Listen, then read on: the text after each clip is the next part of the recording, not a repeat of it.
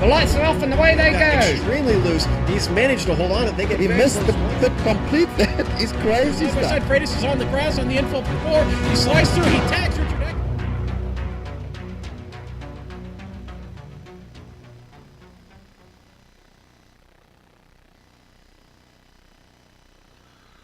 The Race 6 headlines highlighted the Season 6 champion going back to back to back. A gritting mistake by race officials and contact with a competitor made the second place the best the Crying Dutchman could do. And several mid-packers took advantage of an anemic field to draw blood inside the top 10. Who will be making the headlines next? We'll know in just over an hour when the checkered flag falls on Race 7 at Mount Panorama. You're watching the Global Sim Racing Channel, and its live coverage of the Tidal Influence World Tour begins now. They hail from around the globe, and though separated by oceans, they gather in the virtual world to battle, to compete, to race. Whether they're former champions looking to regain the title, new and eager hopefuls driving for glory, or legends in their own time preparing to dominate. They're all here for one reason alone: to win. Today we'll find out whose name will be forever etched into the record books. You're watching the Tidal Influence MX-5 World Tour.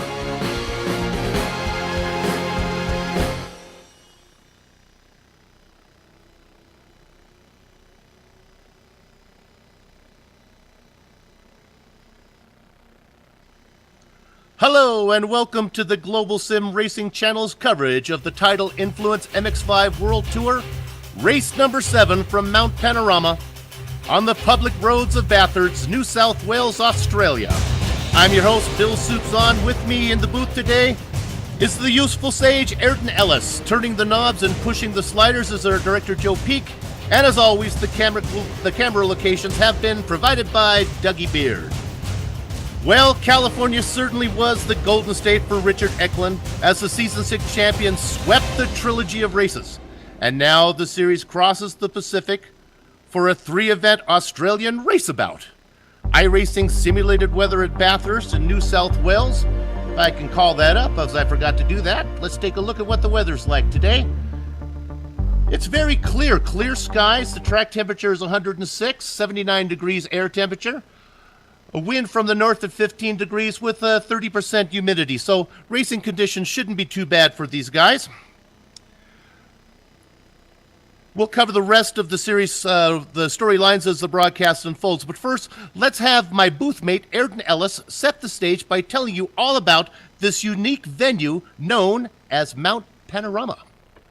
Thanks, Bill. Well, this is definitely one of the more challenging tracks on the schedule for these guys. It's just under 4 miles long and consists of 23 corners for these drivers to learn. It has 2 very long straights and a lot of really tight corners that are also very close to the wall, so it should be really difficult for these guys. Also some elevation changes as well. The difference with this race, though, is that it's actually 75 minutes long rather than our around 45-minute races in the previous races, so these guys are going to have to do 2 stops in their MX-5s on a small tank. So it's definitely going to be interesting for these guys. There's going to be some variation in strategy as well. We also have a track lap guide for these guys. Alright, let's do a lap around Mount Panorama Circuit with Richard Losper behind the wheel of the GSRC MX-5. Coming across the start-finish line up towards turn 1, Hell Corner. Very important corner to get right and start off your lap with. 90-degree left-hander that dumps you right onto the mountain straight. Uphill, very long, over 1 kilometer long, which means if you don't get your exit right, you're going to be vulnerable for a long time. And to top it off, these MX-5s have a lot of draft, so that guy behind you is going to have so much pull. Up over the crest, and now you're heading towards Griffin's Bend. Very fast uphill right-hander. Going to be so important to carry your speed through here. You can see the grade increase visibly. Make sure not to understeer too much on exit because that wall is right there ready to bite you. Now, further uphill, up towards the cutting. Flat out through this little kink left-hander, and then brake and utilize this increase in grade to really give your car grip. A little bit of a bump on the right side here, but the MX-5 handles it just fine. On through Quarry we go. And then you're going to have to hold your line just right up through this next series of corners. Going side by side is really not advisable. You are flat to the floor this whole time, and they are blind crests just to boot. So it's going to be very tricky to try and battle it out with someone. Little bit of a lift through this last left-hander, and then it takes you towards Skyline. Braking just as you get to the crest, and then down through the S's. Now we're heading downhill, and it takes you right into the dipper. Car is going to get a little bit unsteady through here, but stay brave. Further downhill, towards Forest Elbow. Heavy braking once more with the track dropping away from you. Try and hug that inside wall and get on the power as soon as you can, but don't get too greedy because that outside wall is right there. Now, onto the Conrod Straight, all downhill, and yet again with this long straightaway, draft battles are gonna play a factor.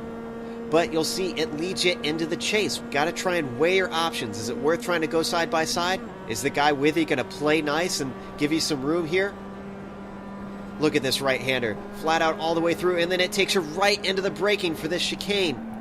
A little bit of a blind crest here as you go through, but take it all the way out to the curbing, and then track out as you head towards the pit entrance.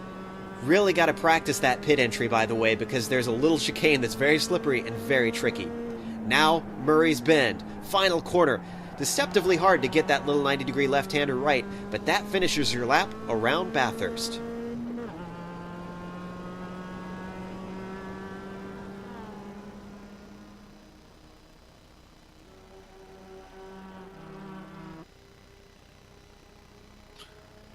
You're looking at Thomas Szabo, our pole sitter and our fastest qualifier today. It's unusual that with the quick six gimmick that the pole sitter is the fastest qualifier, but Szabo really set the pace. He's got his penalties behind him, no stop and goes to serve. He's up on the pole and he's looking to go wire to wire. Let's go ahead and bring up the point standings so we can look at those right now. Now at the top, you'll see as they get up there we go, we have Richard Eklund is our points leader. Now, he's followed by Evan Maillard, the freshman and the defending champion. And the fans have been calling for the Eklund-Maillard head-to-head battle, and they're going to have to wait a little longer because Maillard is not here today. But we do have 7 out of the top 10 drivers here. Yuris Jelenko in third place. Dave Galink making a name for himself in fourth place. In fact, he now has a nickname, the Crying Dutchman. Not the Flying Dutchman, but the Crying Dutchman. We'll talk more about that during the race. A couple rookies aren't here today. Dickerson and Potts are not here, but the rest of the guys are here. And, of course, my mother-in-law is going to be happy there with Dr. Amjad Yaman in 9th position. Now, what you're not going to see is also some drivers that are not on there that we can keep an eye on is, of course, Jan Koemans is here, and he's been practicing. He's the 3-time champion, and he's looking to get his first win in many, many races. Let's go now to the keys to the race brought to us by Mountaintop Cabin Rentals, one of our sponsors. Ayrton, why don't you talk a little bit about the keys to the race today? It's a little bit different from what we usually have. Yeah, well, we have our usual things of lap traffic and endurance. Of course, since this is a longer race, these guys are going to have to put out those consistent laps over the course of the race. But the big thing that we were talking about before the race was pit strategy. These guys have to make 2 stops, and normally we see guys only taking either no tires or 2 tires in the race. This time we're going to be expecting to see some guys taking tires, but there's a lot of choices. So they can take 4 tires or 2 tires throughout their 2 stops of the race. And these guys, they can go about 11 laps on fuel as well. So the pit window is also elongated, and you have 2 pit windows as well. So it's definitely going to be a lot of variety for these guys. Yeah, just to make it clear to the new viewers, if you were to buy a MX-5 off the showroom, I think the gas tank is about 12.5 gallons. What we do here in the MX-5 World Tour is they're racing with a mini tank. It only holds 3.6 gallons. So they have to wait a little bit for the fuel to empty before they can take enough fuel to get what usually is a 45-minute race. Now, for this race, like Ayrton was talking about, they're going to have to stop twice, and they can decide how they're going to want to do that. A couple things also is tires, and I think one thing to watch out for is when they go up and down the mountains. I think attrition, Ayrton, is going to play a big factor today because when they go up the hill and down the hill, those walls are very close. Oh yeah, and even watching practice, I've seen guys hitting the walls all over the place. There's a lot of corners where you just drive them a little too hard, and it can definitely ruin your race. And especially with these long straights, any damage on these little MX-5s can hurt the driver a lot. Yeah, and if for viewers, it's really interesting because when you're going up the hill, the confines are very close, up and down in these tight, windy roads. And then when you get off the mountain, it's nice, wide open driving, big, long straights with big dips. This track reminds me of it's a kind of a honey, slow down, daddy, go faster track, with those big dips where you're like on a roller coaster and the kids in the back love it and the wife doesn't think too much of your driving style. Oh, we have to do the phrase that pays, as I'm forgetting the script here. Let me go. The phrase that pays, if I can find my script because I thought I was done. We got some professional work going on here. Hang on. I threw my page away. And the phrase that pays, of course, is going to be put up. You can put it up there, guys, on the board right now. I don't see my script for the phrase that pays, but I can wing it because I've done this a million times. There's the phrase that pays. When you see me say that, that's not really a phrase. That's a name. They're throwing me a curveball. They're giving me something from Frozen, but I know how to do that. I can sneak that in. They think they're pulling a fast one on me. When you see me say that name, or maybe Ayrton will say it during the race, email in to tiphrasethatpays@aol.com. If you're the first person to email in, you get a chance to win. You'll get on the board for the $50 lottery that you can win at the end of the season. And last week, the winner was Juran Ursum, who went out early and listened to the broadcast and emailed in. So good for him. We also had Janet Dickerson win one week. And, of course, I'm hoping that my mother-in-law, Jean Vivian, gets in here. She's watching the race. She's dying to do it, so she wants to get on that phrase that pays. So go ahead and email into tiphrasethatpays@aol.com. Okay, we're going to grid right now. So, Ayrton, why don't you go ahead and talk about the grid? Well, the quick six is going to start off with Tomas Szabo on the front row. Alongside him is Sam McAleer. Good start for him. Marcelo Pajon is going to be in third place, and then Sergio Moore in fourth place next to him. Dave Galink is going to be in fifth place, and our points leader, Richard Eklund, is in sixth. Behind them is John Deuce Allen in seventh place, and then Jurs Jelinko in eighth place. Jan Koemens is going to start in ninth, and then Carlos Torres in 10th. Some guys to watch out for farther down in the grid would be Amjad Yamni, who's actually sitting just outside the top 10, 11th. Not great qualifying for him. And also Richard Losper. It's going to be a home race for him in Australia, so he's looking to try to get into that top 10 before the end of the race. Yeah, Losper had a top 10 last week, along with a few other guys that capitalized. Nelson and Schwenke also got in there as they're lining up on the grid right now. You can see that the lights are up right now. We're looking down the straightaway. Szabo gets a nice jump off the lead, and he's going to jump into first place. That orange car is Sam McAleer's going to drop into second place. Following McAleer is Pajon, and everyone looks good as they file in order. Mora in fourth, Galink in fifth, and our points leader Eklund running out the top six. Everything looks clean so far, but the real action is going to be once we get to those close walls coming up as we get to turn 2 for these guys. Deuce Allen in sixth place as they come through Griffin's Bend. You can see all the way down the straightaway there. Everything looks clean as they go that right-hander as they start up the hill. Szabo going through what is called the cutting, and there's McAleer right behind him. There's a little break back to third place. A little bit of McAleer contact. hanging on to Szabo. Yeah, there's a little bit of contact between Dave Galink and Sergio Moore. There's a little bit of a hold-up as well with Marcelo Pajon holding up a big train. Sergio Moore and Dave Galink are actually side by side. As they go through the twisty section there, Mora is going to hold off Galink. As they follow along there, and Galink with that brightly purple colored, I'm told, those rims. The leaders are going through Skyline, and now down these S's in the Dipper. You can see a big gap opening up between our top two leaders of Szabo and McAleer, are really putting a distance back to third place.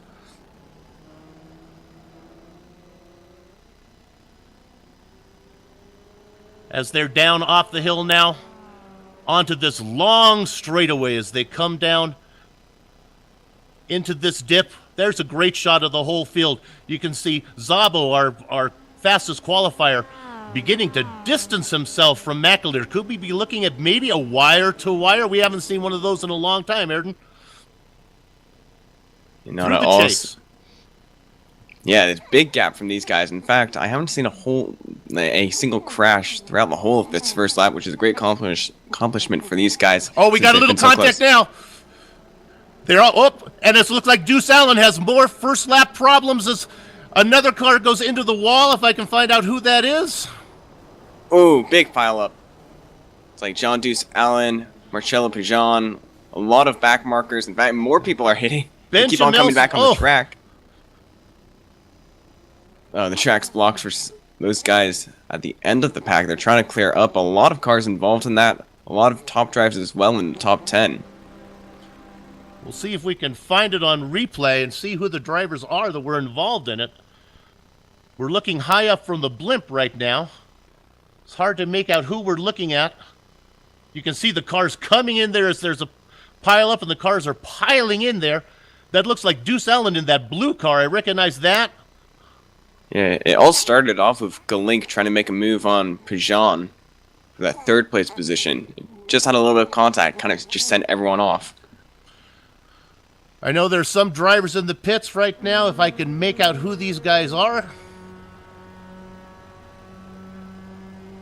Pijon is in the pits. Mora is in the pits. Deuce Allen's in the pits as we're on board now with John Deuce Allen. As they go through that left-hander, there's contact. It looks like Galink might have been involved in that contact. Mora.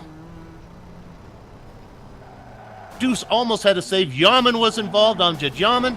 And then you can see John Deuce Allen getting hit. There goes Benjamin Nelson in that yellow car going by as he's turned around again. Yeah, some guys have already retired. Cummins has exited the session. Bad start for him. He's really had some bad luck this season. Yeah, and we've talked about Deuce Allen having trouble on lap 1, and he got bit again. It's called deucing. Well, with that 5-second lead ahead of Dave Galink in third, so they're running away with it, Szabo and McAleer.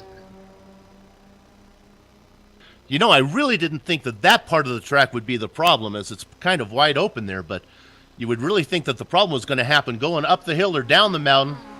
Yeah, they all survived the whole section close to the walls, and then in the most open part of the track, huge pileup. Okay, so maybe we can set the field for you now. Who is still racing? Maybe we can go through the top 10 at this time. Our top 2 runners, we've seen them on screen right now. Szabo and McAleer, they're out there comfortable. They're going to put in, if I were them, I'd just put in some laps, get some distance. This is really their race to lose. Now, in third position, if we drop back a little bit, is Dave Galink. And you can see them right there. Now we have Galink, and there's Eklund, who managed to avoid any problems, running in fourth position. And then who is that behind Eklund? Jelenko. It looks like our third place in the points, Juris Jelenko.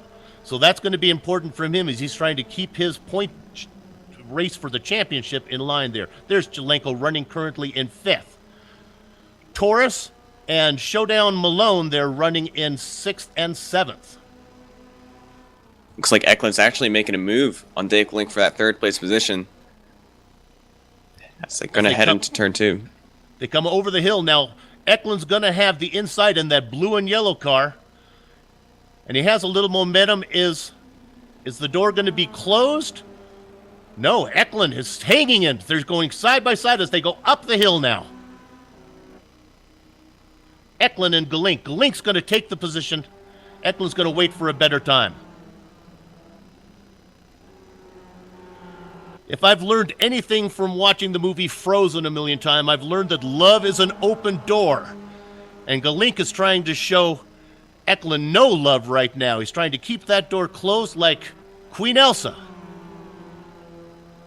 But Princess Anna tells me love is an open door, and Eklund is hoping that Galink opens that door and he can get third position. Sometimes I think you've gone a little mad, Bill. Hey, they threw me a twist on the phrase that pays. Get that out of the way right away. And these guys, fighting for third place have all really stuck together. Torres and Malone having a really good run so far. Yeah, that's a great showing for Matt Malone. We haven't seen him up there. He been pretty much a mid-packer, but having a great run right now. Currently running in 6th spot. He even started in 12th. Getting past that big wreck on that first lap really helped him out. In fact, our biggest mover, I think, is Joseph Arrow, who actually started in 26th place. He's now in 11th. Now, Sergio Mora has resumed the race, so I'm looking to see drivers who are out of the race right now. Well, it's really hard to tell until they come through and finish here lap 3, because then I'll get a better idea of who's really a lap down. We'll see who's in the pits, and we can run all the drivers who were eliminated. There you see Mora on the screen in that black car with that blue, I call it like a helicopter blade that goes across the hood and then back over the trunk. That's the traditional Asbury Motorsports design. Different colors, but always that same shape. Mora currently running in 16th position. Now, a lot of guys who are involved in that incident, actually, I believe they're just trying to get their damage fixed and trying to continue the race because, of course, it's a longer race than normal. In a lot of the shorter races, these guys, they got into that lap 1 incident, they would have just hopped out of the session. But some of these guys want to try to continue, get some points. Yeah, if I can run, you can see him in the pits. If I can run through some of those drivers, it's Daniel Alencar is out, Derek Holland, John Deuce Allen, Stefan Overgaard, Richard Losper, Marcelo Pajan, Billy Bob Wright, and Jan Koemans.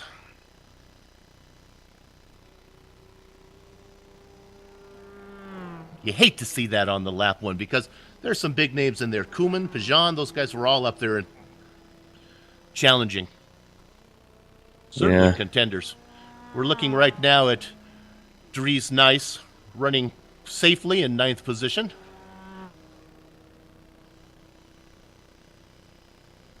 Dries starting to do very well, picking up, getting the performances that people say he has a reputation for. It's nice to see him now running in the top 10 again. So the earliest spot where these guys could make a pit stop would be lap 6. Of course, we have no way of telling what people will do for their pit stops because the possibilities are probably endless for these guys. But lap 6, that's going to be the first chance that anybody can make that first stop. Looking at a nice battle now between Kent and Fike. Kent in 15th position, George Fike just ahead of him there in 14th position in that darker colored car. Kent with the yellow highlights on the tail. Rods and cones, again, as the director tells me, those are green. I can't wait for my new colorblind glasses that are coming. You viewers are going to miss me naming these colors. Fike beginning to pull away from Kent there a little bit of distance.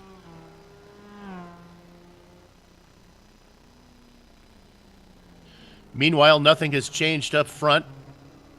Still Zabel, followed by McAleer. Now, Aaron, I'm wondering, since, on a 75-minute race, I mean, it's really 28 miles, or 28 laps, but it'll run about 75 minutes. McAleer, with a race this long, McAleer can really benefit by being in the draft there and certainly saving fuel, maybe getting a shorter pit stop. Well, we were talking about that before the race, and actually, we were talking about how the tires actually take longer to put on than it would be to take a full tank. So, I don't know if saving fuel will be that beneficial for some of these guys, except for maybe a 2-tire stop. But if either of these guys are planning on a 4-tire stop, it might not be that helpful. I was watching Sam McAleer, actually. He was just sitting behind, wasn't actually trying to pass Sabo early on when he was getting a good run. So I think he's just planning on trying to get a lead rather than saving fuel so far. See, and folks, that's why I love working with Ayrton, because makes a lot of sense there. If they are going to take 4 tires, it really doesn't matter how much fuel you're saving because you're going to fill up your tank and you're going to be waiting for those tires to change. They can do a 2-tire. We figure they can do a 2-tire stop in the time it takes for a short fill. And then, but if they do take 4 tires, they're going to have to wait anyway.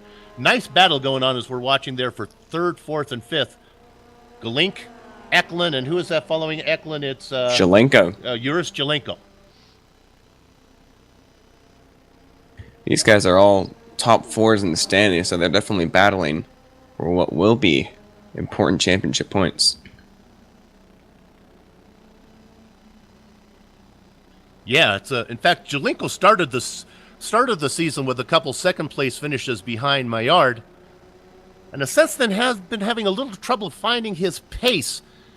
Had some issues with Koeman's last race. Maybe was able to salvage a good finish, but he would like to get into certainly a top 5. A podium would be really helpful for Zelenko's cause.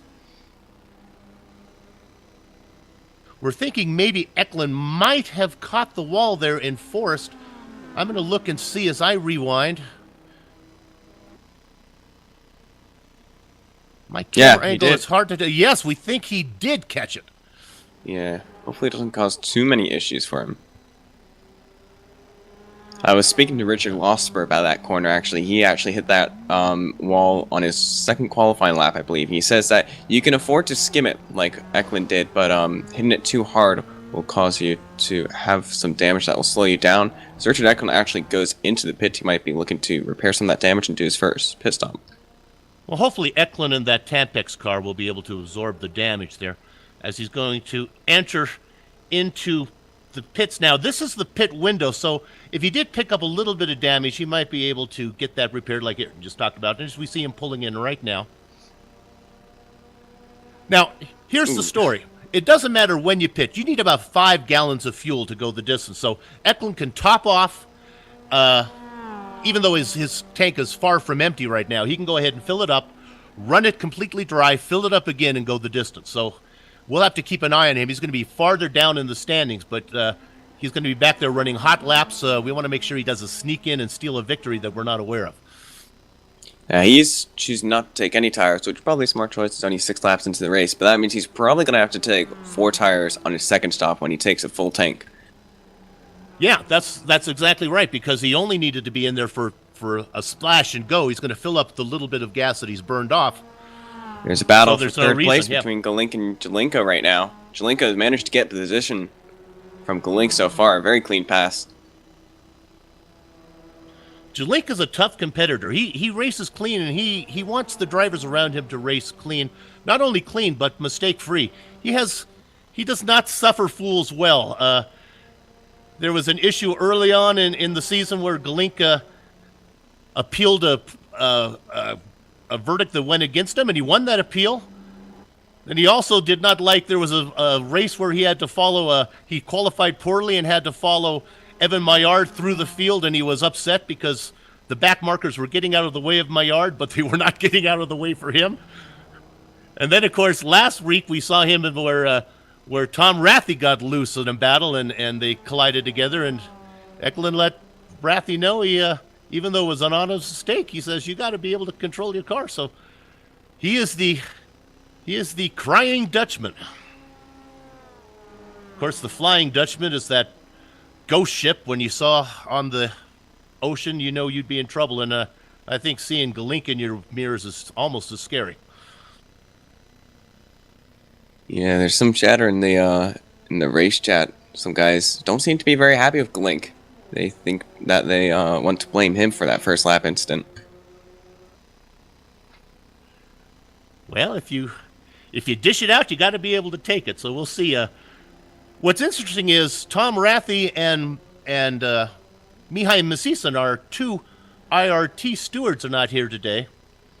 We're not sure who is on IRT duty. I do not believe it's yours truly, as we're watching right now, Zelenko and Galink. Whoa, Zelenko goes wide, but he's able to keep it going straight. On board now with Galink, looking up at Zelenko over the top of the winch screen.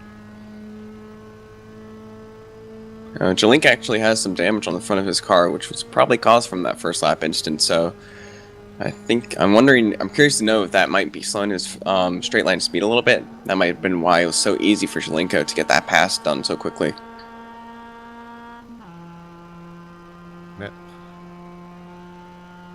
I'm watching the leaders now as the leaders are going through some lap traffic as Anthony Salentano got out of the way, going up the hill.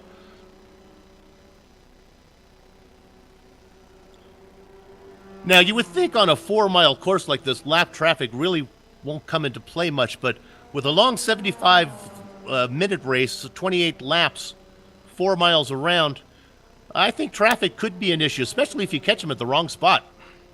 Yeah, and it eventually comes to the point where you're constantly coming across traffic, whether they're a lap down, 2 laps down, or even on the same lap as you.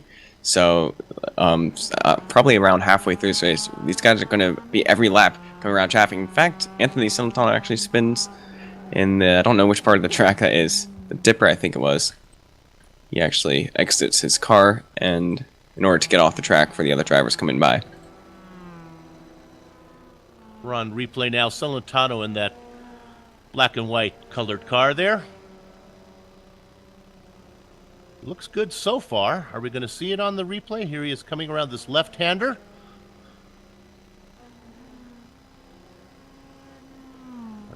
Did we get it? Or is he going down as he starts down the hill? This is the tricky section, the technical section. You really build up momentum left, right through these S's. And there you see him loop it to the left and noses it right into the wall. Yeah, the car can really lose a lot of grip on that corner. I've experienced it myself in some cars. It's probably one of the places that Richard Losper was talking about before the race, where you'll see some incidents. We're looking at the battle for the reed light now, but it doesn't look like McAleer has any ambition to take over. Let's jump back and look at these guys we haven't seen here. Carlos Torres and Matt Showdown Malone are in a nice little battle. This is a battle for 5th position there. You see Torres in that brown Colombian coffee colored car. I know the color of that car because it came out of the Zon Skins paint shop, so I can get that one right. Showdown Malone right behind him.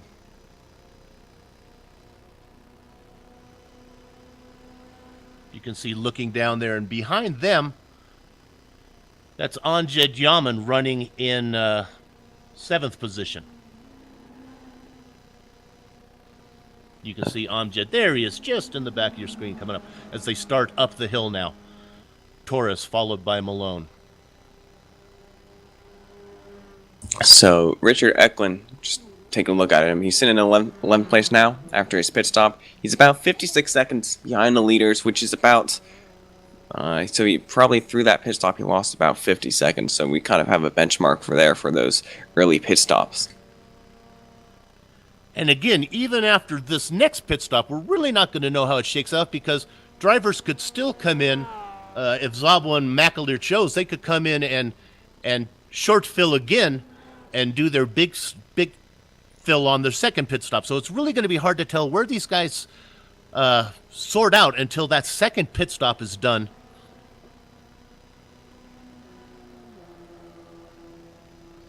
And there you see Fike in the dark-colored car and Schwenke in that orange-colored car that we always get confused with either Sam McAleer or Evan Maillard. Fike running in 13th position. Let's give a shout-out to Jordy Fike Ayrton. He gives us good information on fuel, how long it takes to fill the tank, and everything every week. So thanks, Jordy, for everything you do for us. Yeah, he's definitely having a good run so far. He started 18th place, sitting in 13th now. Trip Smith is not far ahead of him as well, so 3-car battle for that 12th position. You see Trip just in the front of your screen right there.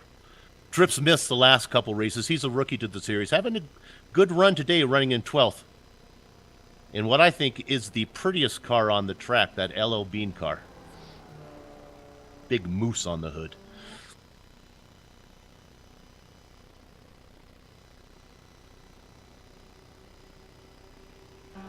The camera setup, if you got to give another tip of the hat to Dougie Beard, because this has probably got to be the hardest track to find good camera locations with so many corners and so many hills. On board right now, or looking at Galink, still chasing Jelenko. I've been thoroughly impressed with Joseph Arrow. He started in last place in that 26th position. He's already in the top 10 in 9th place. 46 seconds back from the leaders. Yeah, Joseph is hot and cold. You're never quite sure what you're going to get with him. He had like you said, a bad qualifying. performance. He got caught in a first lap incident that we didn't get on camera last week at Sonoma. Took out a lot of drivers on the first corner. He picked up a 3-point major penalty, but he had what we call a clean driver mulligan. He's had a reputation for racing clean. If you can put in 8 clean races, you get to take a few points off your penalty, because that's only fair. So he's sitting at a penalty rating at 1, really not in trouble right now, but he wants to keep it clean for a while. Back behind, if we drop back a little bit behind, oh, we've moved up now to this battle with Showdown Malone. Taking a peek inside Torres, really beginning to pressure Torres now. I believe Torres is slowing him down. Malone now moving to the inside. This is a rough place to try to make the pass here. He gets us done. Nicely done. Yeah, I think Torres just being safe there. Going too wide for that corner would have been really difficult. There would have been a risk of one of them losing control while getting off the track. So good choice from Torres, giving that position away. He can slot back in behind him for, what's that, 5th place position for Matt Malone? Yep. Now, as a back marker, it's really scary. You know, this is probably maybe the most scary. But yes, looks like, was it Malone? Looks like that was Malone. Yeah, Malone hit the wall. Yeah. Both of them. I thought Torres may have hit it both.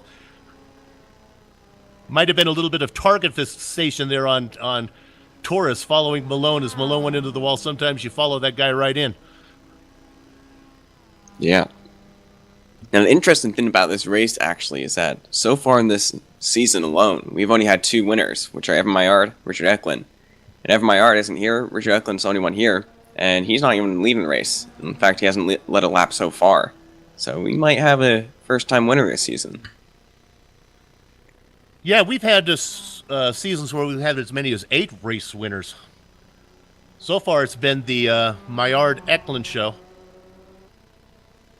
But very often never together at the same time. We're looking there at Ecklund right now, running in, where's 11th. 10th position, it looks like 10th, right now. right. Yeah, he's moved up all by himself now. He's made his pit stop. He has no traffic ahead of him, so he can run some fast laps.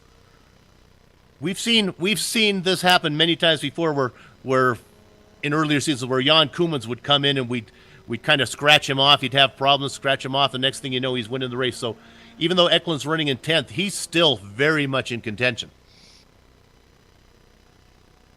He's actually running slower laps than McAleer and Szabo in the lead, though. Might be that damage that we saw him where he scraped the wall. Also, I mean, Szabo was the fastest qualifier as well, and he was one of the fastest in practice, so he might just have that pace, and McAleer's doing a good job keeping up with him this whole time as well. In fact, on the straights, McAleer looks like to have been bump drafting him. I don't think it worked that well, but he's trying to keep Szabo going fast on those straights. Well, I've been watching McAleer, even through the twisty sections, though. McAleer doesn't seem to have a problem staying with them. It's not like he's struggling to hang on through the twisty sections and then gobbles them back up on the draft. McAleer's right there. Now, I'm not sure how hard Szabo is really pushing. It's kind of pointless. These guys are running 1-2, putting in good times. If they're running faster than Ecklund, and they're really probably not able to tell that because Ecklund's too far back, they're not going to be able to see exactly where he is unless they have a spotter. But there's really no need for them to be hot lapping right now. But here's a bit of a gap as we're watching. We could looking off the back of our leader. You can see that he has distanced himself a little bit now on McAleer. Probably looks more larger than it is. Sometimes those onboard cameras objects look far away than they actually are, which is, I guess, kind of how it is in real life. These guys can't forget about Jelinko or Galink either. I think they fell back a lot because Galink was leading them. He had some damage which might have costed them, but Jelinko's now ahead of Galink, and they've actually closed in a little bit since he's gone ahead of Jelink. So, I mean, very slow closing in, that is, but they... Oh, actually, McAleer goes into the pits. The Scotsman has come in, so he's our second of the front runners to come in now. So what we'll want to do is keep an eye on where Ecklund and McAleer sort out together here. So this is the other Ecklund now. This is the other window that that Jordy Fike mentioned for us. So he said that you can pit on lap 6 and get 2 tires, or you can pit on lap 11 and get 4. So Sam McAleer will most likely fill up his tank to the full. And I don't see tires going into McAleer's car unless he put it in without me seeing it. I don't think he's taking anything. I guess not. No, and I really think that's a mistake. Yeah, that was a short stop. I guess that was a short fuel stop. And he's going to beat out Eklund as well. Well, see, that's what we talked about. There, he could have filled it up all the way. He probably ran it pretty close to empty and filled it all the way up and took his 4 tires. But now he's going to short fill. He's going to have to come in pretty soon again, and he can take 4 tires then. But he's out ahead of Eklund, which is probably what he wanted to do. Yeah, he's also got some clean air as well. Not much lap traffic ahead of him, so he should get in some good laps.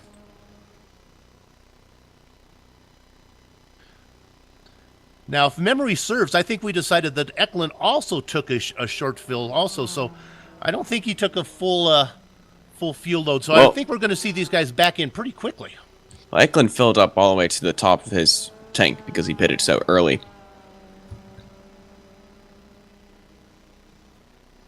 Right, you're right, Aaron, that's exactly right. But again, he filled it up all the way, but of course he couldn't take a full load. So actually now, if we think about it, I think McAleer and Eklund are on the same pit strategy. Yeah, probably about. So that makes me wonder, for their next stop, are they going to take... They're going to have to take some tires, so they'll take either 2 or 4. They would be able to take 2 without losing any time. They could take 4, and it's going to cost them what we figured to be about 2 or 3 seconds. Zabel racing all by himself now, if we can set this.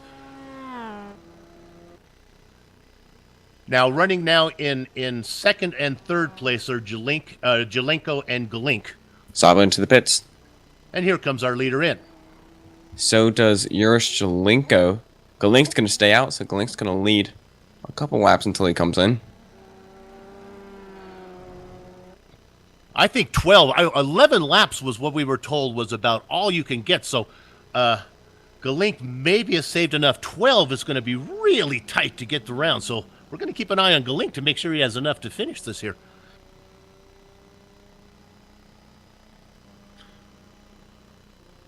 And with damage on the front of his cars, we're looking at Galink right now. He's probably not as streamlined as he could be. My understanding is 12 was iffy. Zabel's still in the pits. Jelenko's still in the box. Zabel took no tires. Jelenko decided to take right side tires. Sam McAleer's coming across the front stretch. Zabel's going to beat him out. McAleer's going to come out hopefully ahead of Uros Jelenko. It's actually pretty close between those two, so I think Zabel actually had a much faster pit stop than McAleer. Looking at it right now, and Jelenko just got out ahead of McAleer. So that's... And no, I think a little momentum. McAleer's got the momentum, is going to take him on the inside as they come up here through 2. Jelenko just couldn't get that little lawnmower engine revved up enough there to get to stay in front of McAleer in that orange MX-5. You know, I think the reason why Eklund had that slow stop was probably repairing damage as well. I think he got a little damage from that first lap incident, and then also hit the wall right before he went into the pits. So Zabel with a 15-second stop is still our virtual leaders. We're still waiting for Dave Galink to come in, who is actually running out there in the lead right now, but he's got to come in this time. Yeah, absolutely. I also think that Carlos Torres has not come in for a pit stop yet. No, he came in. Check on that. Did Torres come in? Okay, so yeah, Galink, I think, is our last guy, and he's the guy I'm worried about being able to get this thing all the way around. Now, Jelenko is the only one out of the top 5, at least, that took tires. He took those right side tires. So the fact that he came out ahead of McAleer and actually isn't that far from Zabel might be really beneficial for him. We've seen in the previous races that he's one of those guys that likes taking those tires, and he's really good at running people down at the end. Given the choice, he almost always will take at least 2 tires. Certainly the outside tires, depending if it's a clockwise or anti-clockwise track. Okay, Galink has made it around. He has made it into the pit lane. So he was able to get 12 laps. Now he'll have an option. He can either, his tank is empty, he can either fill it up all the way right now, take 4 tires, and fall behind all of these guys, or he can short fill and try to get back out here ahead of these rascals. Let's see what he does. He might have some damage to repair as well, which could slow him down. Szabo's entering the front stretch right now, so he doesn't stand a chance. Yeah, Galinka's taking right side tires. And I imagine he will take left. Yeah, he's taking 4 tires, so he's going to fill it all the way up. But that's not so bad. He's going to let all those guys get by him. He's going to cycle out probably into 5th, 6th, maybe 7th place. But all he needs to do now to get to the end is to splash and go. He's got his 4 tires. They're going to be fast. So this is interesting. And he's actually not that far back as well, so this could be beneficial for Dave Glink. Yaman's managed to catch up to him with that, though. Okay, and there we are. We see on screen now there's Dr. Ramjet, Amjet Yaman. And it looks like Yaman is going to look to the outside here. If I can tell where they are. Are they coming up onto 2? Is that where they are? Yep, 2. Yep. Sides against it.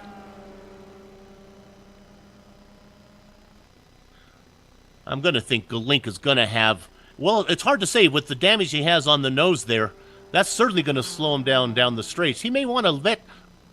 Yaman certainly has pace. He may want to let Yaman get by and if he's not streamlined down the straightaway. But boy, you can see Galink is distancing himself as they go up the hill. Of course, Galink has 4 tires. New tires. They all have 4 tires, but Galink's are new. Yeah, Amjet Yaman took only 2 tires on his stop. We have a big mix of strategy between all the guys in the top 10. Some taking 2, some taking 4, some taking none. So what we'll do as soon as they cycle around, we'll set the top 10 now because the pit cycle for the first stop is done. It'll give us a chance to set the top 10. Maybe we'll do our back marker review. That's from our last call brought to us by Blondies. We'll do that after we do our top 10. Get a quick break in and then come back to go the distance. So let's wait for these for our leader to cycle around and we'll get an idea of how things all sort out.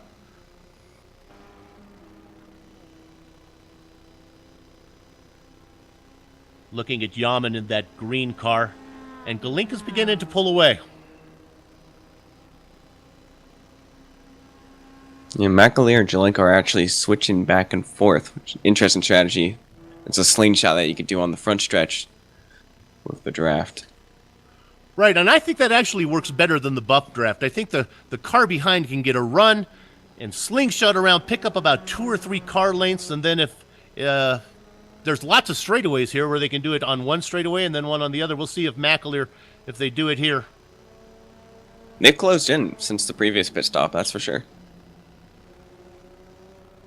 So before the pit stops, Szabo and McAleer had a 8-second lead, I believe it was, and Jalenko has closed that down to about 5.5. Of course, McAleer's now behind him, so he's actually lost out, but it's a really good strategic move for Jalenko so far. It pays out in the long run. Of course, we have to see the second stop.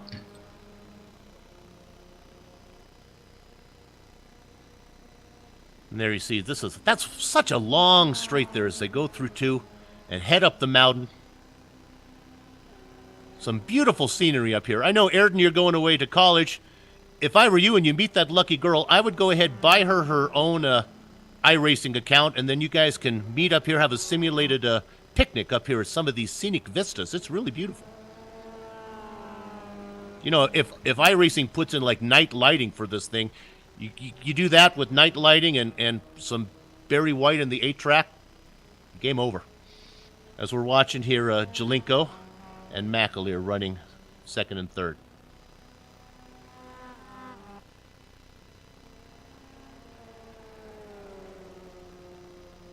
Okay, we're going to bring up the top 10 now, as we can look at this. Here you can see Thomas Szabo out in front, Jalenko and McAleer battling for 2nd and 3rd position, Galink in 4th, Yaman in 5th, Torres in 6th, Richard Eklund has fallen back to 7th, Matt Malone in 8th, Dries Nice in 9th position, and Benjamin Nelson in 10th.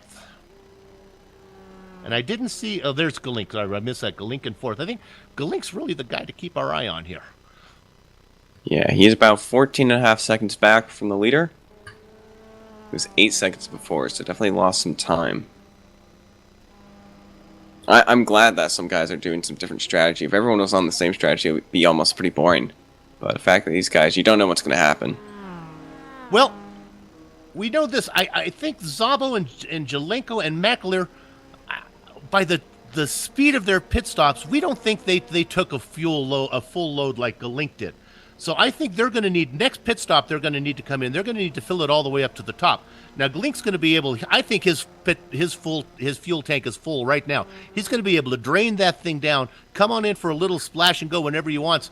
He may be in the catbird seat here. He's only 14 seconds back from Galink. It's going to be interesting.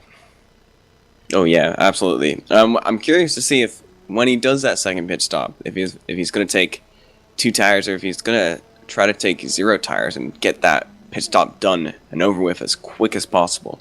I think Galink took 4. I think he's a splash and go quick guy. Yeah. Director, let's bring up the Blondie's logo there, the little pink guy yelling last call, and we'll go ahead and do last call right now. Last call brought to you by Blondie's Bar in Long Beach. Blondie's Bar, the place to be. We're going to start with the last car on driving right now, and John Deuce Allen running 9 laps down, running in the Mountaintop Cabin Rentals car, that blue car. We talk about Deuce all the time having trouble on lap 1, and the demons have bit him again, but he's going to soldier it out, running in currently in 20th position. 1 spot up on the track in the pits now is, it's 19th position, is Daniel Kent. Coming out of that would probably be, I'm going to think he's making his second pit stop there, so we'll try to get these in before his first pit stop. Oh, because he's running so many laps behind there, that's why he's 8 laps down. We move up 1 more position to our Australian. Is that who you have? Richard Losper. It's too bad if Richard had trouble, he'd like to bring him in the pits because he knows this track so well. He's driven on it. He knows all the corners. He knows all the bumps. Currently running in 18th position. He got caught in that early first lap incident. 1 more spot up from that, running in 17th position. Benjamin Lanowet, our 3-time Ironman champion. Benjamin had trouble with connections last week and dropped out of the race. He did not going to have what he was hoping to have, a perfect season, the elusive perfect season. So far, it's kind of like climbing Mount Everest. We're hoping that we're looking at maybe Galink as our only driver who has a chance to be Sir Edmund Hillary, the first driver to get all the laps done. Let's go 1 position up from Lanowet, who's running in 17th position. 16th position, Derek Holland. In a battle, I think, for position. Am I correct there? Nope, that's a lap car. Derek Holland in that kind of, I don't know what color that car is. It's kind of scraped up, dirty green, scraped up Miata there. That's there you go. Running in 16. He also hopes to do well in the Ironman position. Let's contest. Let's go 1 more spot up, running in 15th. Weird to see him in last call, but Sergio Mora, who had early issues. We've talked about him running in 15th in that black and blue car, the AMS racing car there. 1 spot up from 15th, we go to Joseph Aro, who Aaron has talked about before. Started, where did he start? We decided he started in 26th, last place. 26th position, yeah, and has moved all the way up to 14th. Of course, Joseph Aro in his 102nd series event. 1 more spot up. We can see we can go all the way up here to 11th. Travis Schwenke had a top 10 last week, driving in that orange car going up the hill right now. A nice race for him in 13th position. 1 spot up from there, we go to Trip Smith in this last couple race in that LLB, that beautiful black and blue and yellow Moose car, the Moose Mobile, running in 12th position, trying to see if he can get into the top 10.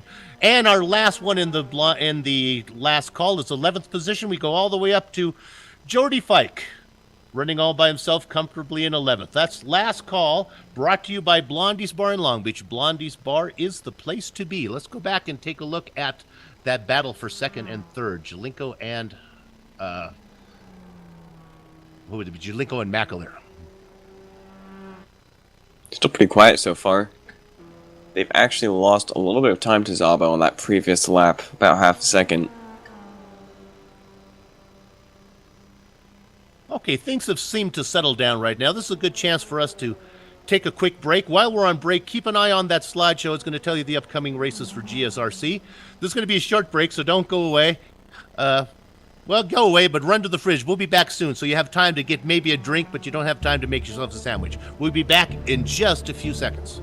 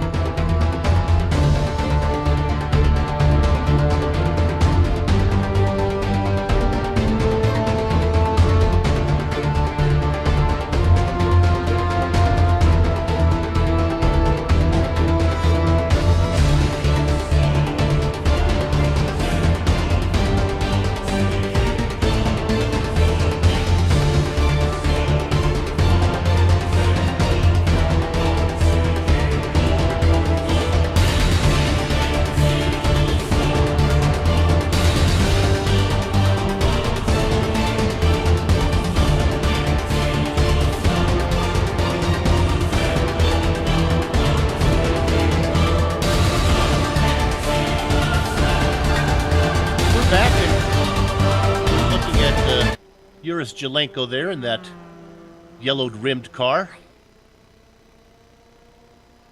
Now, while we were away, Richard Eklund came in and took his second pit stop, so he is good to go the distance. Did he take any tires? I didn't see if he took tires on that. I would actually like to see that, so I'm going to go back. If you keep an eye on the action, I'm going to actually go back and see if Eklund took tires. Oh, he took right side tires. Oh, good for you. Okay, there you have it. So, we have... Can we get a timing and scoring on him as that cycled through so we know exactly how far back he is? Because he's good to go. 8th position, and behind the leader, if it's cycled through, it says 21 seconds back, but I don't think that's right. That hasn't cycled through yet, as he hasn't crossed the start-finish line. 58 seconds we have now. Okay.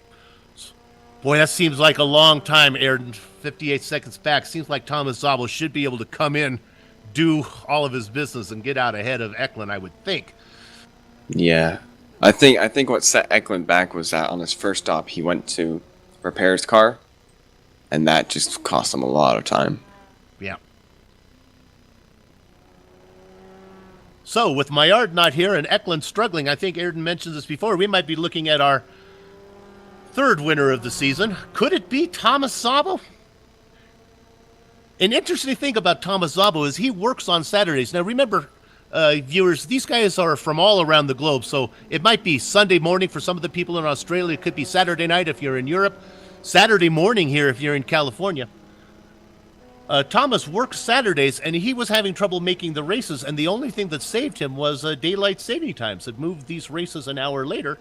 He was able to do his work, get home, and I think he's going to be able to go the distance here from here on out. Interesting with Thomas Szabo is that he's raced in quite a few seasons. He's only won one race. He's always qualified up there, but has never managed to finish on the lead except once. We're looking now, as you can see, Jelenko is beginning to put a little distance there on our Season 3 champion, Sam McAleer, in that orange car as they go up the hill. Some great camera shots. There you see McAleer as he goes by you from right to left on your radio dial. On board now with McAleer as he looks up. He can still see Jelenko, but Jelenko is really beginning to gap him. Now you'll really see the elevation change here as they come up over this hill, and you can see they start to go down the hill. I think that's those right side tires helping Jelinko out there. And Sam McAleer, he's been running the same tires all race long so far, and you can really see it just on some of these corners. He's just going really wide, driving a little too hard into them. It's costing him some time. Yeah, it felt like, in fact, our director confirms he lost half a second at the top of the hill. You can see that Jelinko now is really pulling away. Finally, to this long straight. Tomas Szabo, he's losing time too, as well. Jelinko, last lap, he was 4.5 seconds back from Szabo, and it looks like he's actually closed that gap a little more this lap as well. Now they're on lap 18, the farthest we think they can go. I think they can go maybe to lap 22, maybe 23 would be the max that these guys could go before they have to come in and do their splash and go. Oh, Szabo's coming in now. Jelinko stays out though. Same with McAleer.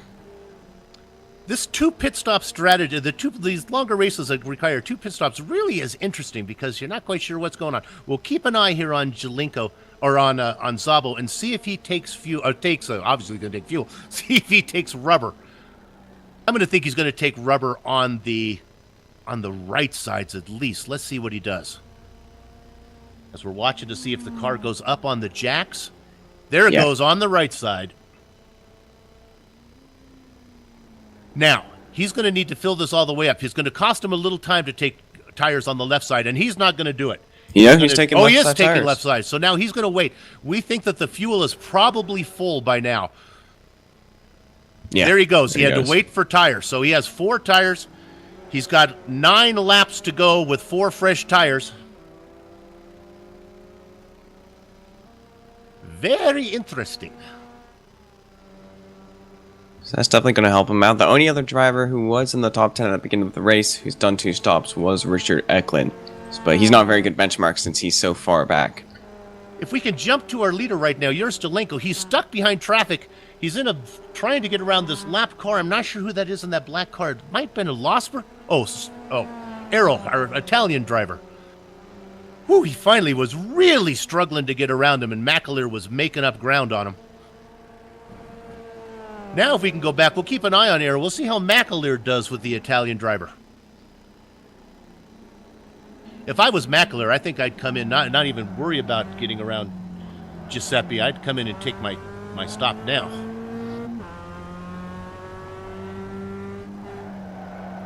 We're on board with McAleer.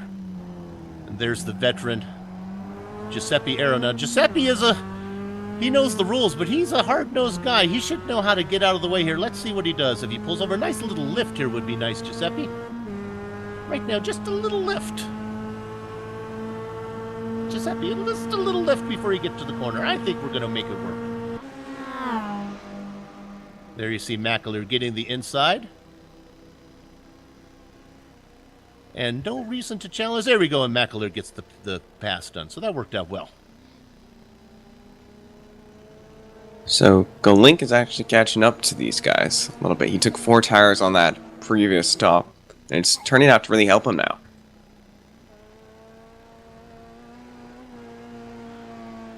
So our leader right now is Jelinko, but he has a pit stop to make. McAleer's in second. McAleer's in pits. And McAleer's come in. So while getting around Arrow, he still was able, he said, I'm going to come in and do what Soup's recommended. Take my stop now. Now Szabo is the benchmark here. Szabo took a long stop because he took 4 tires. McAleer could probably beat him out if he doesn't take tires, but there we go. McAleer's taking the right side. I'm looking at Szabo right now. He's going across the start-finish line right now. McAleer's only taking right side tires. It's going to be close. I think Szabo's... Oh, here we go. Szabo's coming, making Szabo's the going to beat left-hand him turn. out. McAleer's still in pit lane. No, McAleer's out. right next to him. And Szabo just nips him. But that was actually really good for McAleer. Manages after 2 stops, he's caught right back where he was at the start of the race.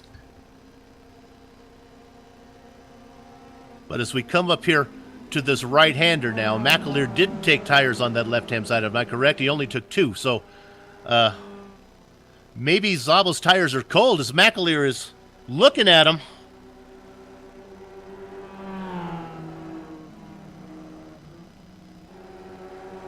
Oh, that's right. Szabo, of course, had been out there for a while, but McAleer had the draft there. That's right. I just can't see Ayrton as Szabo was our fastest qualifier. And he's got 4 tires, 4 fresh tires. We'll see if McAleer can hang with him. I mean, McAleer hung with him for the whole first half of the race. He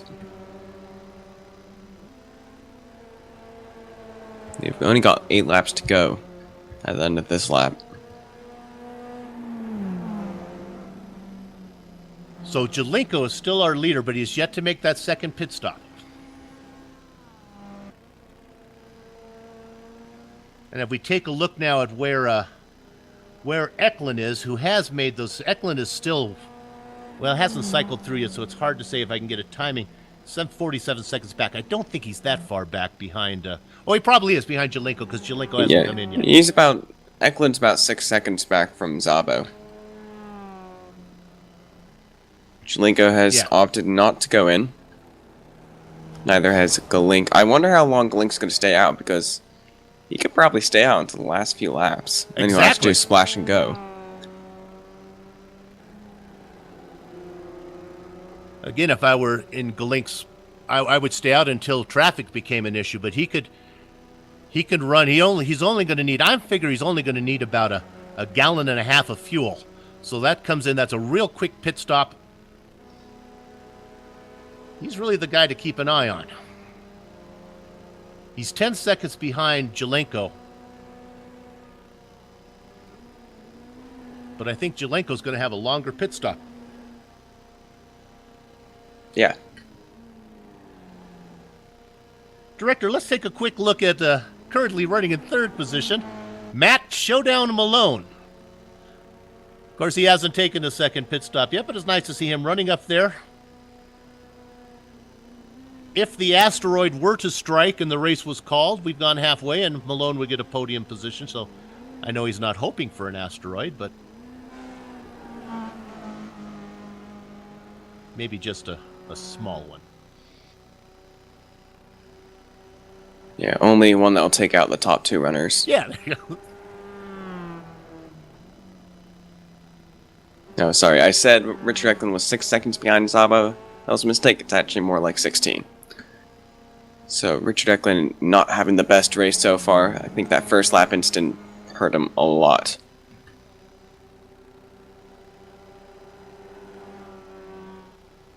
The real battle, if we're going to go ahead, we'll get off Eklund here. The real battle is Szabo and McAleer. Currently running for 4th position. But when we get rid of Malone off of there, it's really a battle for 3rd. And then, of course, Jelinko needs a pit stop. It could be a battle for the lead. It could be, yeah. It looks like McAleer actually just brushed the wall. My right-hander going into the S's. I think we were actually on board when that happened. The viewers could probably hear it. Just an example of how close the walls are to the rest of the track. It really is a dichotomy, because you can see now as they get out of the mountains, it opens up so nicely. It's so peaceful. You can go ahead, have a sip of your drink. Jelinko's in. All right. Our leader is in. And this is where we have to see. We think this is going to be a fairly long pit stop. Well, his first pit stop was extremely fast. So it's definitely going to be a little bit longer than McAleer and Szabo's. Now he took tires He's going to take right sides here again. Let's see if he goes ahead and stays and takes left sides as well. Are they going up? Nope. Nope. He only just took right the side. 2. So I think he took 2. He probably took. I'm not sure what side he took the first time. I would think gonna he'd beat take them out. left and right. So here he goes. Yeah, he's gonna beat them out. They're only going through turn 1 right now. So here's Jalenko getting a really good run through the pit stop strategy. That's going to put him ahead of Szabo and McAleer. Of course, Szabo has those 4 tires, so there is a possibility that he might be a little faster these last around 6 laps to go. And Galink also hasn't done his last pit stop either, so he could come out ahead of all these guys. Yeah, how quickly Galink can get in for that splash and go. He took a long pit stop on his first stop, took 4 tires. He's going to come in, take a gallon and a half worth of fuel, and see if he can beat all of these guys out.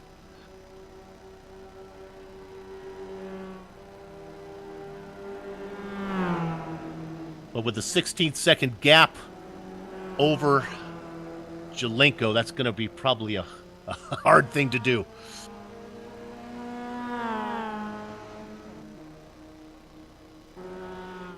So let's see the distance now between Jalenko and Szabo. It's at 2:10. No, that's So we're looking at Szabo running in second place. We want to see how far behind he is Jalenko, who I think is going to be our virtual leader. We see him 5.5 back. That's going to be, that's quite a lot to. Now, Szabo was our fastest qualifier, but that seems like a bit much to make up here in 6 laps. yeah. And Jalenko also just got through a bunch of lap traffic, which are going to be thrown at Szabo and McAleer now. Oh, and Szabo almost just misses. Who was that? Jordy Fike came off the wall of the elbow and almost hit Szabo. That would have been a close one. Yeah.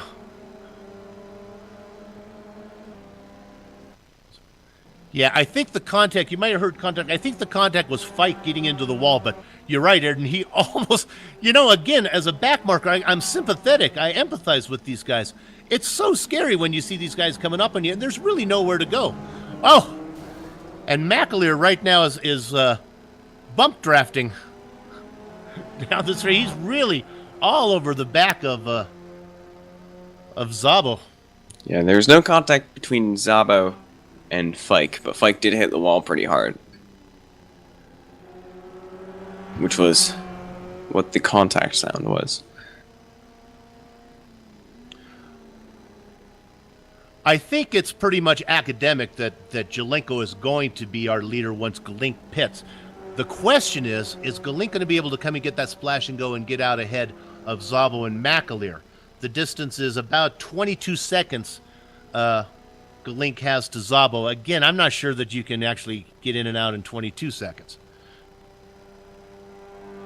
Be a close one. I mean, a good kind of benchmark is Jalenko was 10 seconds ahead of Galink, came out 16 seconds back, so that's about 26 seconds. That's with taking a long stop. Right. So the fact that Galink's going to take a splash and go, that's going to cut off a few seconds. I think it will be pretty close, given that Galink's 22 seconds ahead of Szabo. He could come out ahead. Director, let's go ahead and call up the top 10, even though the pit cycle hasn't gone through. I think it'll give us a good indication of where these guys are. There's Galink in first. Now, we know he has a splash and go to go. Jalenko, I think, is our virtual leader here once the pit cycle goes through. Szabo and McAleer in a battle right now for third, really for second. Carlos Torres running in fifth position. Eklund has done with his pit stop. I believe Torres is as well. Yaman running in seventh. I believe he's done also. Malone and Dries Nice, and then Sergio Mora up to 10th. Not sure if Sergio has another stop to make or not. We will know in the next 2 laps, I think. Everyone should be done with their pit stops by then. Mora has done 2 stops. One of those might have been the early. Mora probably took a stop, I think, in lap 1, so I'd probably guess he has 1 more to do.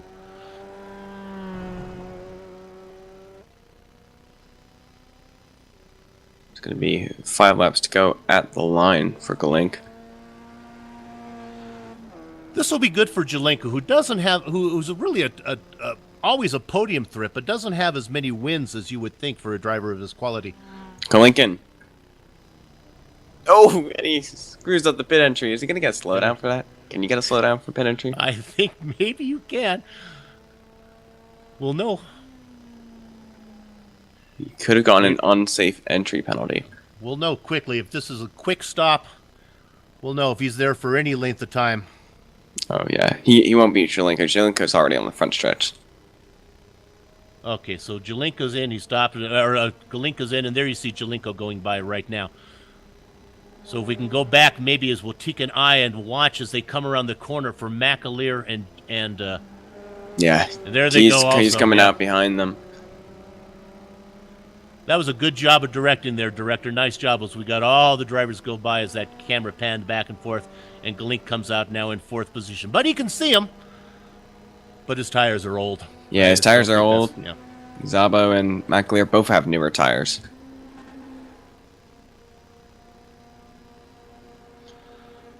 So now things have settled down, and I think we're pretty much locked into where we are. The battle of between Szabo and McAleer still needs to be determined.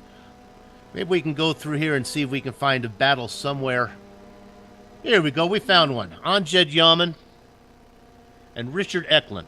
There you see him coming over the hill right now.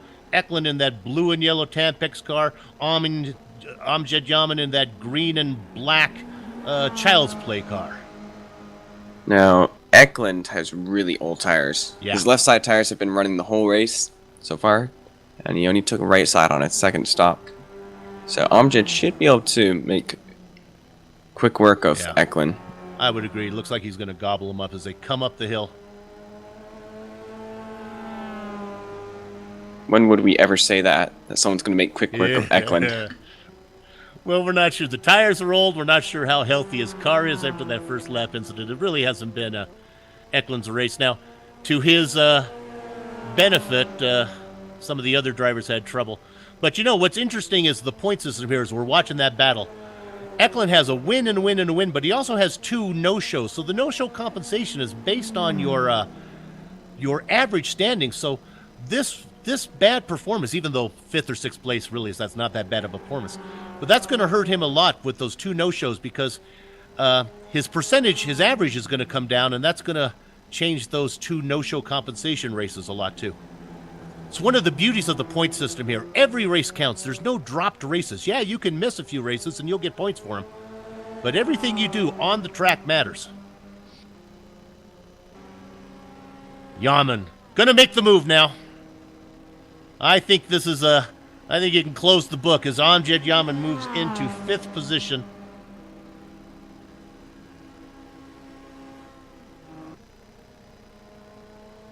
Actually, as they move away, I think it's going to be hard for Eklund's not going to give up, but it's really, he wants to just bring it home. Don't want to get caught in those walls now. But he'll have a draft going down the straight, so he could answer back.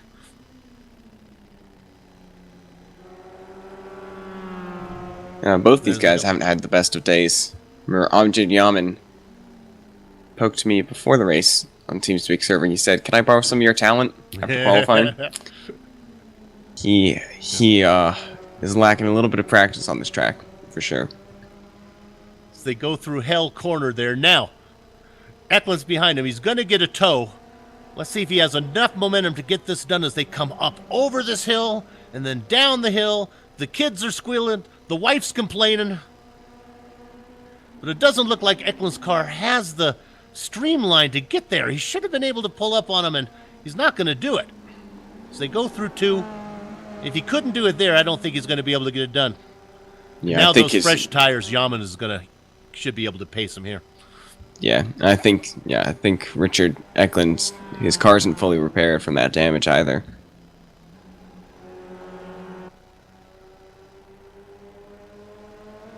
This long track, 4 miles long, and we only have 10 drivers on the lead lap. Now, one of those drivers is Dave Galink, who is the only driver who's raced in every mile so far. So even though Galink is certainly currently sitting in 4th position, still would like to get that Ironman award. And as we reach the halfway point of the season, he's still perfect. Nobody has ever been perfect. Richard Eklund came really close on his championship season 6, where he almost done it. Benjamin Lanowitz, our 3-time Ironman champion, really wanted to do it this year. He couldn't get it done. It's hard. It is. The competition's so tough. Like, not only do you have to drive a consistent race yourself, I mean, you have to try to keep up with the pace of these aliens that are driving for the win of the race. McAleer slipped off track there, gathered it back up. That's really our best battle, McAleer and Jelenko, or Szabo. But again, as we get to lap 25, as we're on lap 25, don't know if McAleer has anything for the Hungarian. Szabo's pushing hard too. I mean, he's closing up on Jelenko, but only like a tenth or two every lap. It's not enough to catch up before the end of the race. In fact, we only have 3 laps left. 4.8 back. He's knocked off about a second, I think, since we started to talk about it, but got a long way to go and a short time to get there. Ever seen that movie, Ayrton? Smokey and the Bandit. All right. Might have been before my time. It might have been before your parents' time. There we go. I'm interested to see if Amjad Yaman might be able to catch up to Torres in 5th. It'll be a long shot. But, I mean, he's about 5 seconds back. 6 seconds back. Yeah. What's interesting there is we're watching Yaman now. Eklund's been able to hang on.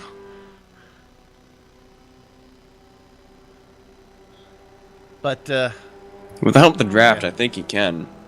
I think his car's struggling on the straight. That's the toughest part. But I'm hearing that Yaman's laps are a little slower than Torres, so it doesn't look like he's going to be able to catch up to him. But in that case, Torres has had a pretty good race so far. Top 5 for him. Yeah, and he's in our top 10 in the standings, and he's always a quiet driver. He's always lurks right around here, stays out of trouble most of the time. Sometimes he makes the quick 6 and gets up there with the leaders.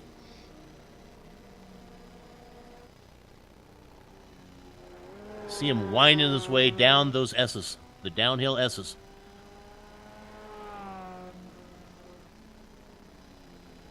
Now, Coming into this hard left-hander here that sets up this long straightaway. At the beginning of the race, I wouldn't have picked Jelenko as a contender for the win. He didn't even qualify in the quick 6. No, and it'll be interesting to see how he, I think he was behind all the action on lap 1, so he managed to get through that. He managed to slip through. I think he won this race through strategy. Both pit stops were really fast, and he chose to take 2 tires. 2 tires. On just 1 stop, and he's outpacing. Actually, he's not outpacing, but he's keeping up good enough pace to keep Szabo back. I would just assume, Aaron, that he took 2 tires one time, and he took right sides one time and left sides the other time. Maybe not. Maybe decided to take. I think he had to take both sides equally, wouldn't you think? I thought he took 2 on the second time. That's for sure. I'm gonna go. He check. did. Well, no, he took 2 tires and 2 tires, but I wonder if he took them both on the same side. Yeah, he took right side, both sides. So his right side are brand new, but his left side, I think that's a smart choice. I mean, he always takes 2 tires on the short races as well, when a lot of drivers choose to take no tires at all.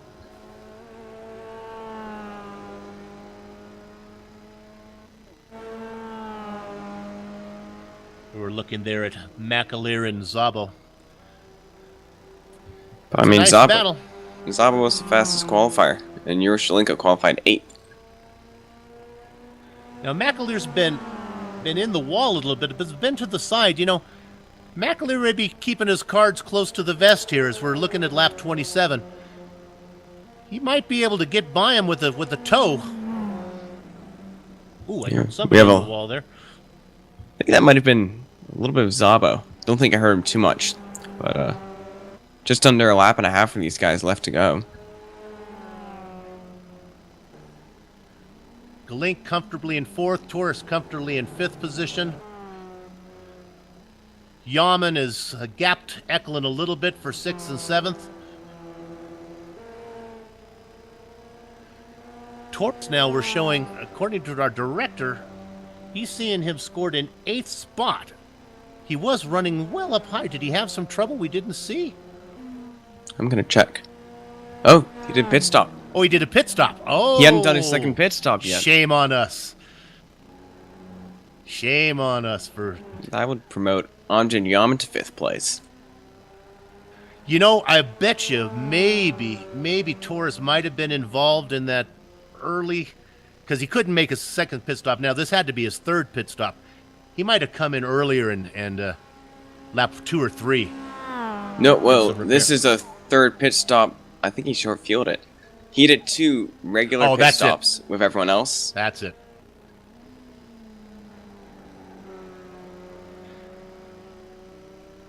And Jelenko taking the white flag, as you can see back now.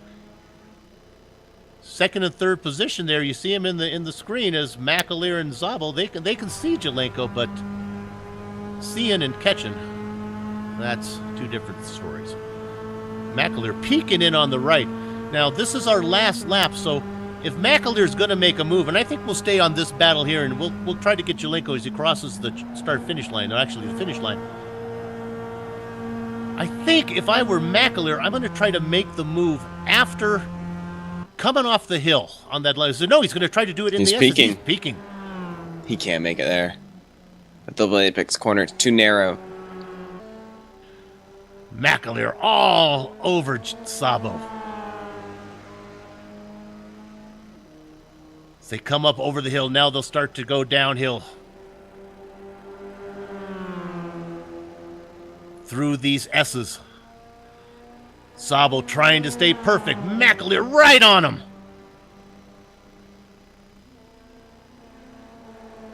Coming down this left-hander. Now the long straight. Through the dipper. Here we go. Down through the S's. Sabo all over him. Ooh, Sabo got a little loose there. McAleer lost a little ground, lost about a car and a half. Through Forest Elbow. Now they come to this long straight. This is where McAleer needed a good exit. I don't think he got it. Can he get a toe? Can he get there? We're on board with McAleer. I don't think he's going to get there. Yeah, Sabo got the toe from the lap car. They go around that lap marker, the back marker gets out of the way. McAleer couldn't get him. We'll have to keep an eye on Jelenko as he gets close to the finish line. Close to the start-finish line. Zabel. McAleer right there. McAleer's got to run. He's going to try on the inside. Not going to get there. They go side by side. Both off track. Zabel's off on the grass. They get back on. They're still side by side. McAleer yields. We're looking now as Jelenko crosses, wins race 7 of the Tidal Influence MX-5 World Tour. Back to 2nd place. Jelenko holds on for 2nd. McAleer from Scotland takes 3rd. Sorry, Zabo in 2nd, McAleer in 3rd. We go back now for the battle for 4th and 5th. Yaman and Eklund. Eklund was able to hold on to Yaman all this time. Yaman gaps him a little bit. Looks like Yaman as they come around. Yaman is going to take 5th. That would be 5th position, with Eklund getting 6th. Looking now for Matt Showdown Malone. Top 10 finish for him, picking up 7th. There's Carlos Torres after his late pit stop. It looks like he's going to get 8th. Dries Nice going to round out, well, not running out the top 10. He's going to sneak in 9th position. There we see Dries. We haven't heard much from him. A nice top 10 for him. And we drop one spot back there. Sergio Mora after the early lap 1 incident. Going to come up with the top 10. He's got a ways to go.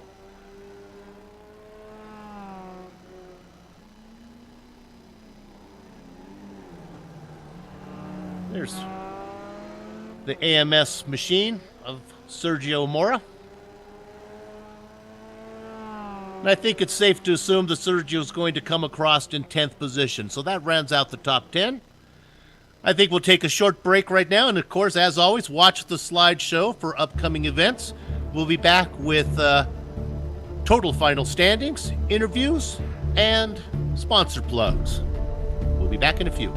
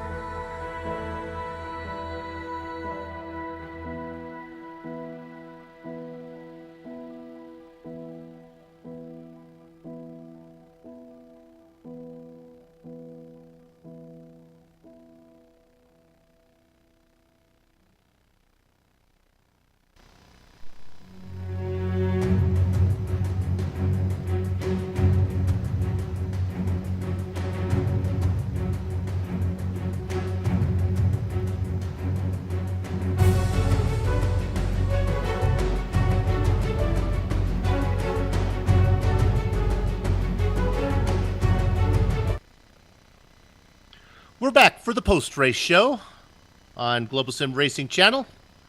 Let's run down the standings of Race 7 that just finished up.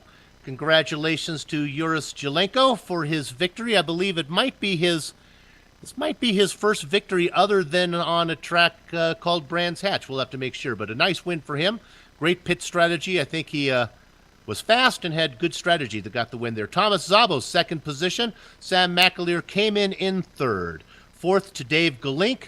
Amjad Yaman rounds out the top 5. Richard Eklund in 6th. Came in 8th position. Dries Nice in 9th. And rounding out the top 10, Sergio Mora. Ayrton? Their first car lap down is Joseph Arrow after coming from last place in 11th. George Fike in 12th place. Travis Schwenke in 13th. Then Trip Smith in 14th place, and Benjamin Nelson in 15th. Derek Holland in 16th place. Then in 17th place was Benjamin Lanouette. In 18th place was Richard Losper, and in 19th was John Allen. And Daniel Kent was in 20th. Then we get to the guys who are way back. Stefan Overgaard, 23 laps back. Anthony Celentano, 26 laps back. David Daniel Alencar, 27 back. Marcello Pajan was caught in that early accident on lap 1. Billy Bob Wright. And Jan Koemans, the Belgium ace, wraps out our top, the 26th position and final spot on the grid. Mr. Koemans just cannot buy a break this season. Maybe next time, Jan. Okay, let's see if we can get some interviews in here. Looks like we have available to talk to is Richard Eklund. Let's see if we can bring Richard down into our booth. Richard, do you hear me? I hear you loud and clear. Okay, well, did we get a no? We didn't quite get a top 5. Where'd we finish here today? It looks like we got 6th position for you.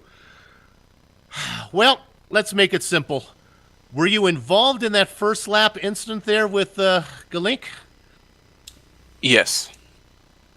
Did it damage your car? Because it looked like you were off pace. Were you damaged? I know you came in for a pit stop. Did you try to repair it? What were the ramifications of that incident? Yes, I had damage, and I was extremely slow in the straights, so I pitted as soon as I could. Fixed the damage, not realizing, or not remembering that you're not really ever supposed to do that, because it doesn't help as much as it hurts being stopped in the pits that long, so that was a stupid mistake. I probably could have battled for the podium if I didn't fix that damage. But, yeah, I was caught up in that lap 1 incident. It looked like Aaron and I were watching on the broadcast, and it looked like it was like you said, it was really a straight line speed. Really seemed to slow you down as we were waiting for you to make a move there on the end. Maybe you could get Yaman, and it looks like there was nothing your little MX-5 could do. Yeah, I took the repairs and my car was fine after that, but in the beginning it was just straight line speed anyway. The car was fine to drive, so I shouldn't have taken any repairs, but the car was fixed, and just driving around by myself with like 10 laps to go, I thought it would be a good idea to hit the wall. So I got more damage again.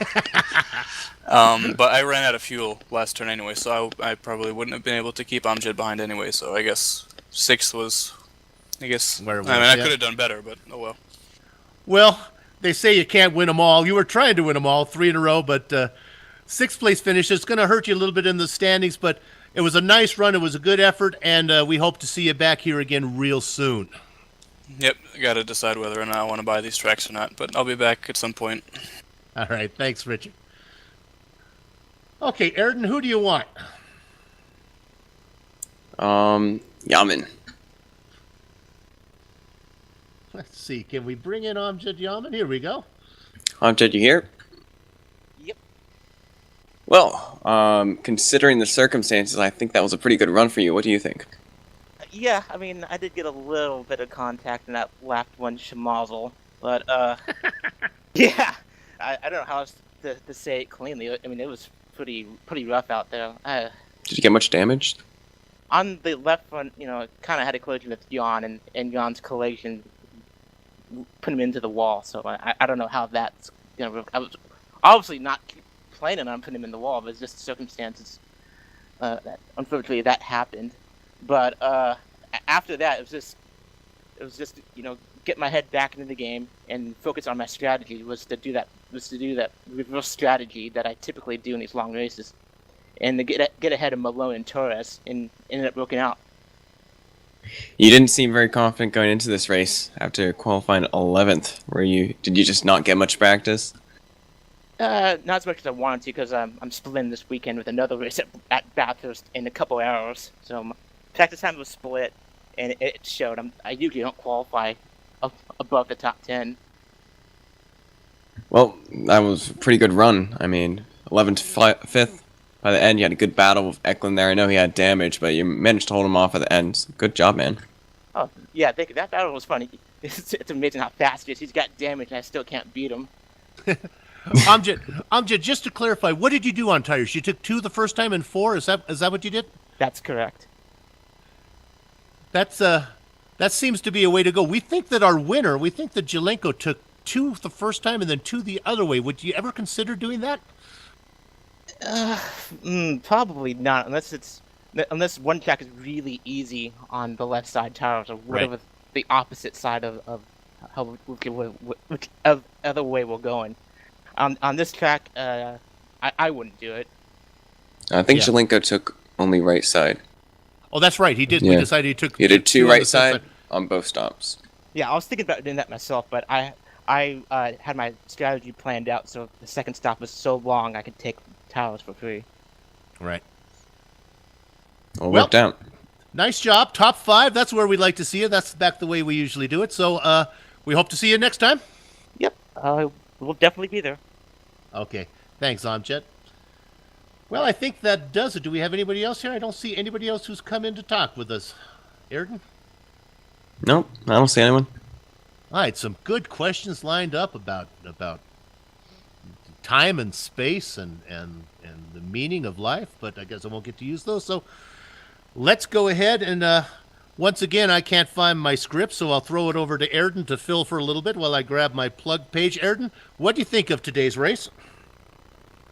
I think it was definitely an interesting race. It probably would have been very difficult. Not very difficult, very different without that first lap incident, but at least there's still a lot of competition. That battle with McAleer and Szabo, which happened for most of the race, was definitely exciting to watch. And Szabo admitted that he had a mistake at the end there. He meant to take only 2 tires rather than 4. And if he'd taken only 2, he might have just been up there with Jelenko battling for that lead. So a little shame there, but definitely a good run from Jelenko, coming from 8th all the way to 1st place. Managed to finally get that win this season. So now we have 3 different winners this season, which is good to see. Yeah, and I know that a lot of the viewers don't have access to the forum website, but if you do, and certainly the drivers do, it's going to be interesting in there today because there's a lot of emotion about the Crying Dutchman causing that first lap incident. We got a little bit of view of it on the replay here. We couldn't really look at it. It certainly is going to be a subject for much debate this week. Well, let's go ahead and quickly thank our sponsors. Tidal Influence, the ecological consulting firm based in Long Beach, California. Hey, pay attention, guys.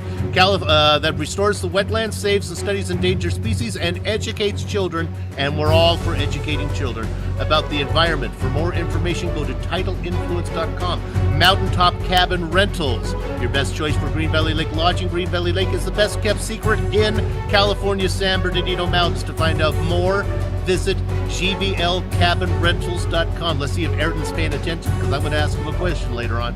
And while you're in Green Valley Lake, stop in at the Eagle Nest Tavern for a cold drink and a hot meal. Check out Eagle's Nest Tavern on Facebook. Thanks to the companies, equipment, and software we use here at our broadcast: iRacing.com, XSplit, Twitch TV, Audio Technica, Behringer, Aver Media, and of course the makers of the Bubba Cake. 108 ounces of thermalized wetness. Oh, it's good. A special thanks to Eric Eckel, whose music is not only found here on GSRC, but in TV commercials, movie trailers, iTunes, Spotify. If you like our music, tell Eric where you heard it on Twitter at Eric Eckel. Additional thanks to Casey Lalonde, who also provides us with the music for our broadcast. You can find more of his music at CaseyLalonde.Ayrton. Bandcamp. Attaboy.com. We got it. Thanks to my mic mate, Ayrton, who was paying attention, our director there, Joe Peak, Dougie Beard, for these incredibly tough camera locations here at Bathurst. to George Fike for his race-specific information. Thanks, George. That really helps a lot.